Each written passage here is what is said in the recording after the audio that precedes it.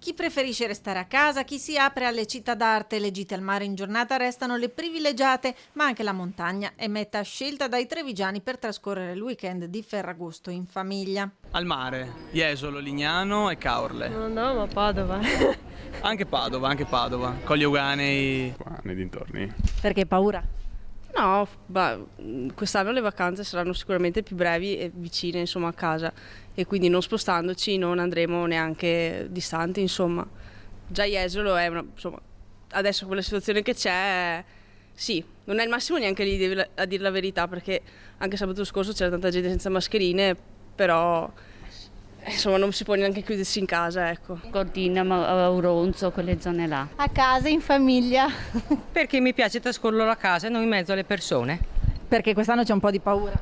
Beh, non è questione di paura, vado dopo Ferragosto in ferie. Vado al sicuro in Italia, non vado all'estero. A casa, Perché? perché abbiamo finito le ferie. In gita sì, ma rigorosamente in Italia, vicino casa la paura da contagio si fa sentire. Sì, un po' il timore di contagi, ma proprio perché lavorativamente non si può. Si lavora anche in Ferragosto. Si lavora, certo che sì. Tutti qua. E lei?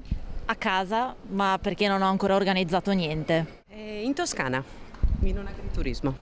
Avete scelto l'Italia per qualche ragione? Beh, anche per questo e anche perché abbiamo tante belle cose da scoprire, quindi abbiamo preferito rimanere qua.